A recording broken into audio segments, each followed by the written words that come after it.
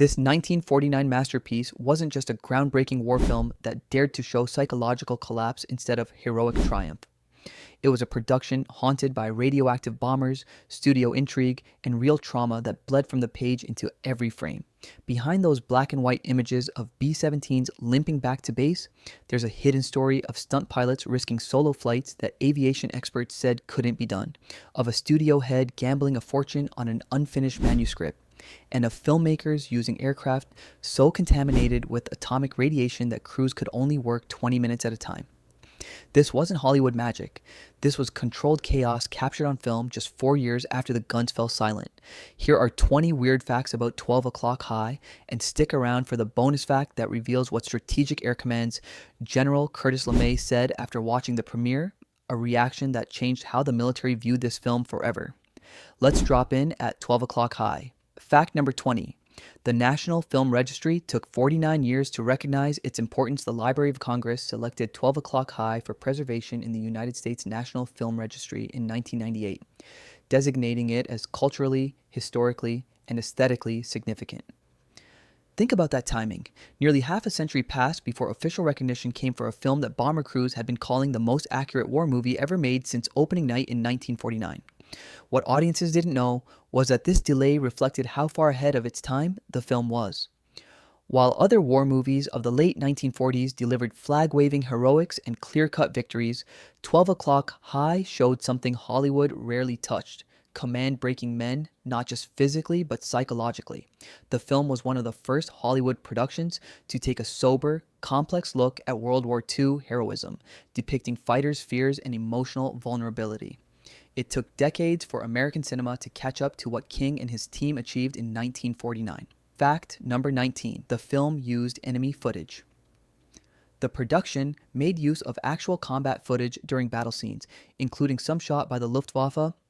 Yes, German gun camera footage. Director Henry King and cinematographer Leon Shamroy wove together American and Nazi aerial combat film to create the battle sequences. Not models, not miniatures, not Hollywood trickery. Actual footage of men dying in real time over Europe. This decision had profound implications. The film was shot in black and white specifically to allow the inclusion of actual combat footage by Allied and Luftwaffe cameras. Originally planned for Technicolor, the production pivoted to monochrome, sacrificing the commercial appeal of color for something more valuable: authenticity. The Air Force archives opened their vaults, providing previously unseen footage that would make veterans in the audience relive missions they had tried to forget. Fact number 18. Every major character was based on real people. The character Brigadier General Frank Savage was a composite of several group commanders, with primary inspiration coming from Colonel Frank A. Armstrong, who commanded the 306th Bomb Group. Not inspired by, directly modeled on.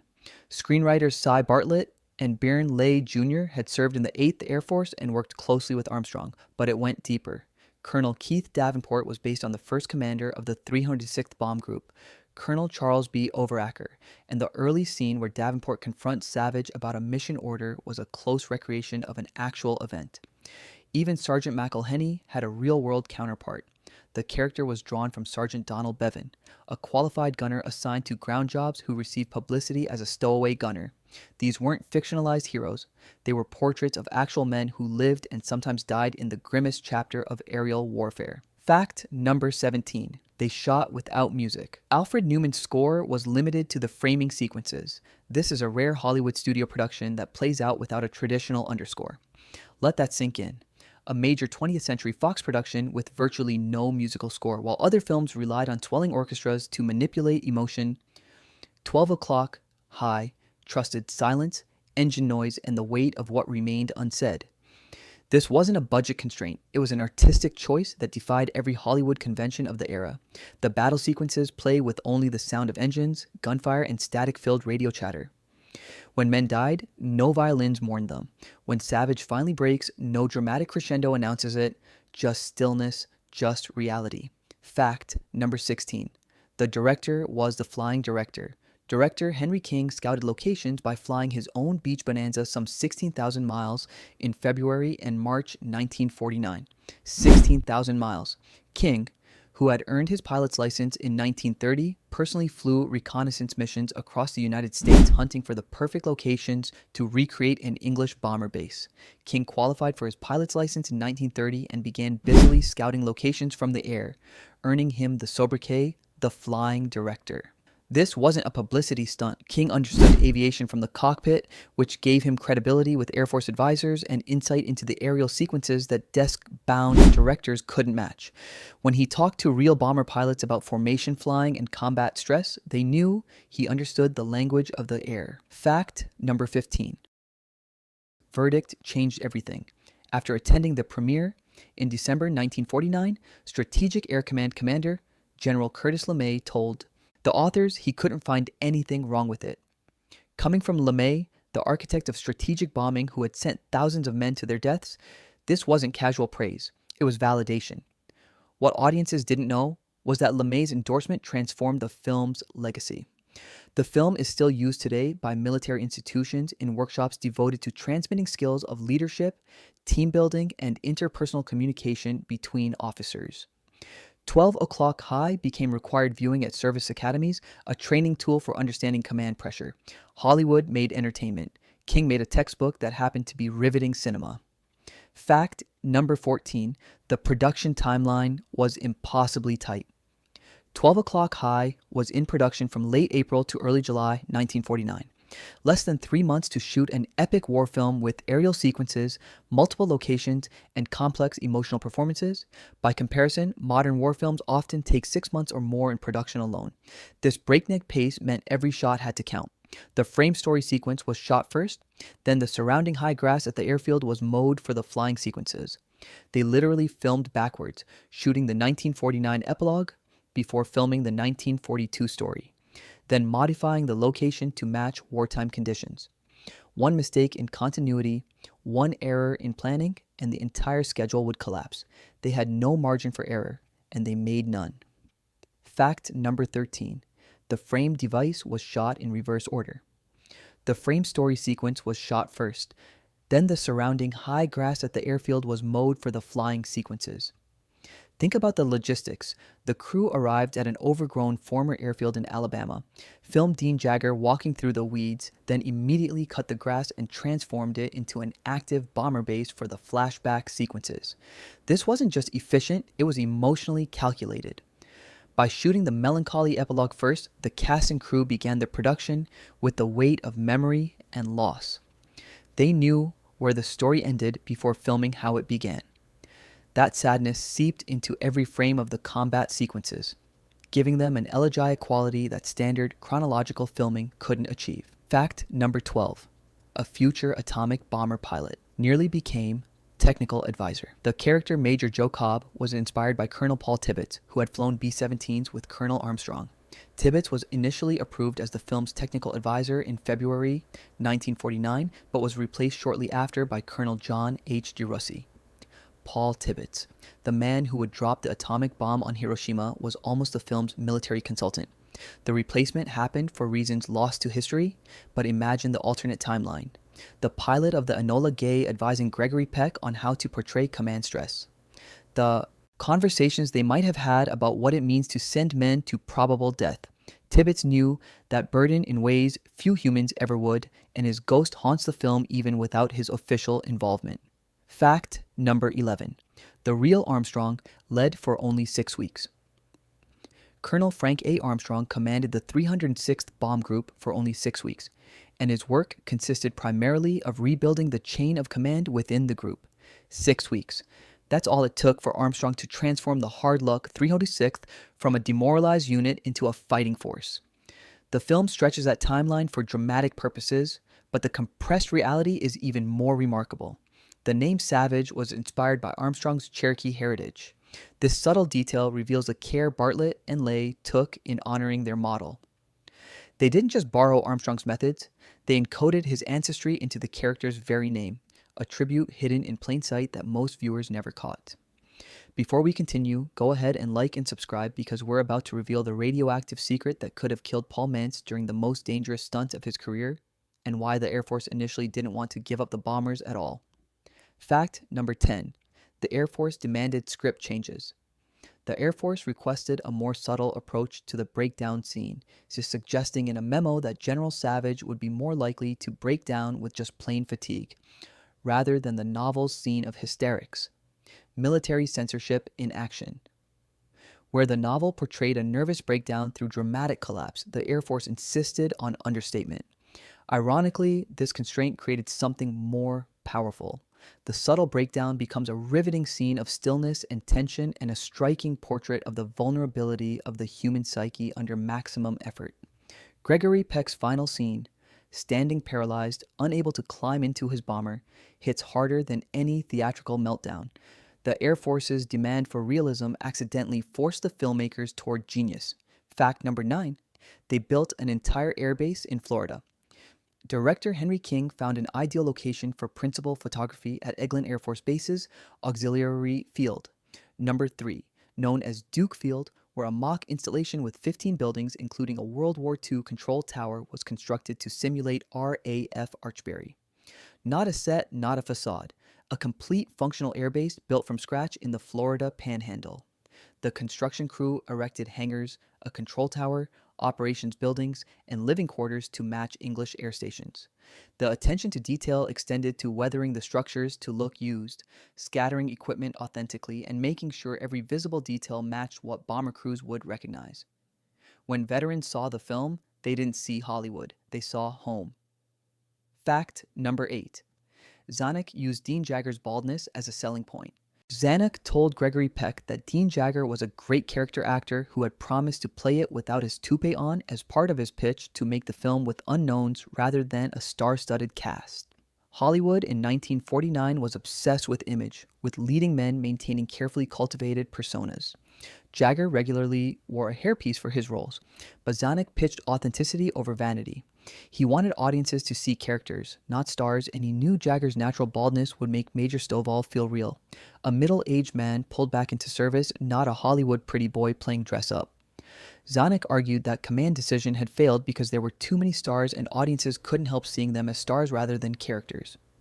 One studio head basically told his leading character actor, "Your baldness is more valuable than your vanity," and Jagger agreed. Fact number 7. Gregory Peck almost turned it down twice. Gregory Peck initially turned down 12 O'Clock High because the script was similar to Command Decision, which had been released in 1948.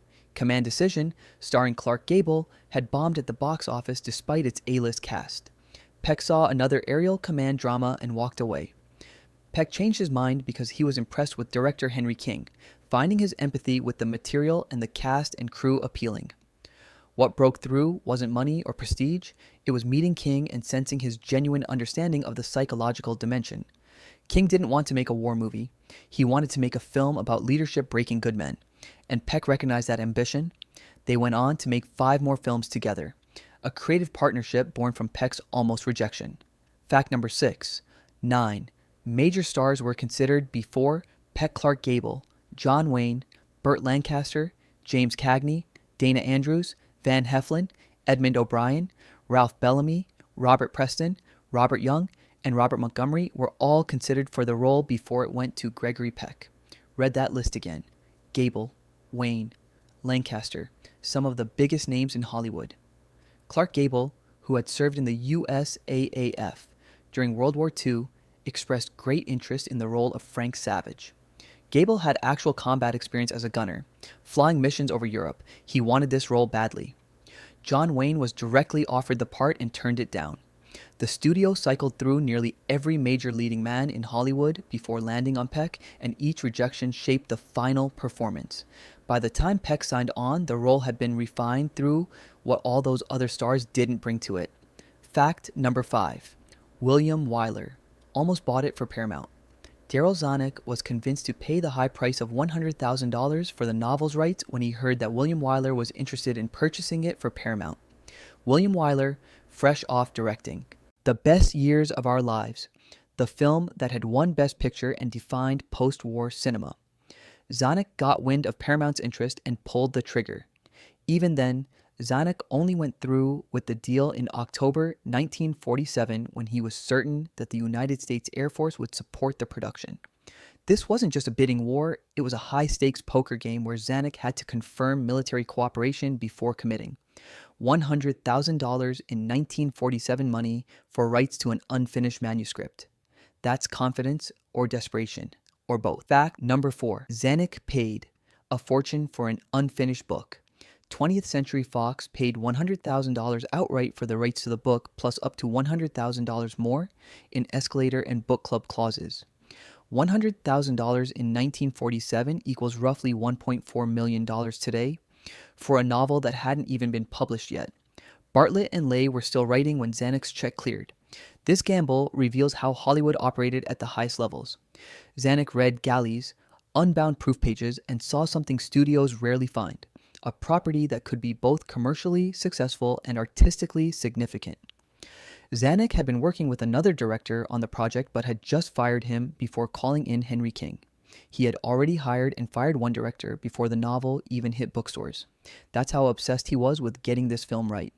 Fact number 3, production used 12 radioactive bombers. The crew used 12 B-17s for filming, which were pulled from drones used at Eglin and from depot locations.